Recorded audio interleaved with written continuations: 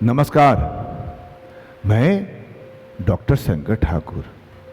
आज मैं आप लोगों के सामने एक प्रश्न लेकर आया हूं और प्रश्न है कि ऑनलाइन शॉपिंग करना रक्सौल के लिए कितना लाभकारी है और कितना हानिकारक।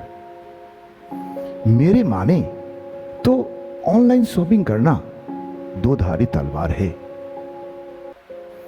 और यथाशीघ्र अगर हम लोग इसको कम नहीं किए तो आने वाले समयों में यह हम लोग के लिए एक बड़ा मुसीबत खड़ा हो जाएगा,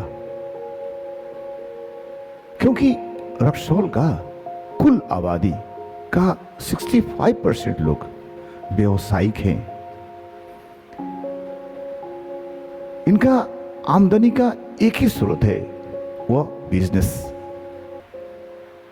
5% ही लोग हैं जो यहाँ के जो सरकारी नौकरियों में हैं।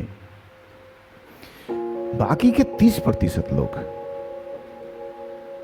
डायरेक्टली और इनडायरेक्टली अपने भरण पोषण के लिए इन्हीं व्यापारियों पर निर्भर हैं। इस स्थिति में जब हमारे व्यापारी वर्गों की स्थिति खराब हो जाती है तो इन 30% लोगों की भी स्थिति खराब हो जाती है, और यह हम लोगों ने कोरोना काल में देखा है। तो आपके मन में एक सवाल उठ रहा होगा कि ऑनलाइन शॉपिंग करने से रक्सौल के व्यापारियों को कैसे समस्या उत्पन्न हो रहा होगा और कैसे एक समस्या है व्यापारियों के लिए। तो जब हम लोग ऑनलाइन शॉपिंग करते हैं तो अपना पैसा हम लोग बाहर के राज्यों में भेज देते हैं। इन पैसों से वहां के व्यापारी लोग लाभान्वित होते हैं, ना कि रक्सौल के। इन पैसों से उन राज्यों का विकास होता है, न कि अपने राज्य का, अपने रक्सौल का। और दूसरी तरफ हमारे जो व्यावसायिक वर्ग है वो भी अपना सामान बाहर से ही मंगवाते हैं। इस परिस्थिति में हम लोग दोनों तरफ से अपना पैसा बाहर भेज रहे हैं।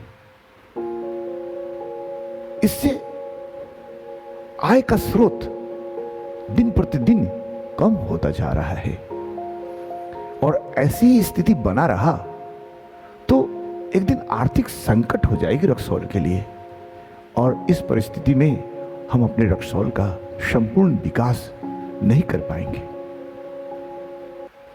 क्योंकि रक्सौल में दूसरा और आय का दूसरा कोई स्रोत ही नहीं है। न यहाँ कोई पर्यटन स्थल है, न यहाँ कोई शिक्षा का कोई बड़ा सा हब है, और ना ही कोई यहाँ बड़ा उद्योग और फैक्ट्रीज वगैरह है जिससे यहाँ पे आय के स्रोत बने। इसलिए मैं सारे रक्सौल के सम्मानित नागरिकों से नम्र निवेदन करता हूं कि वे यथासंभव अपना परचेजिंग लोकल स्तर से करें।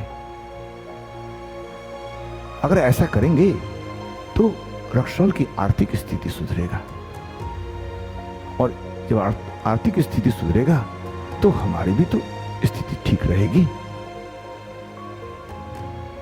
इन्हीं शब्दों के साथ मैं आपसे विदा लेता हूं।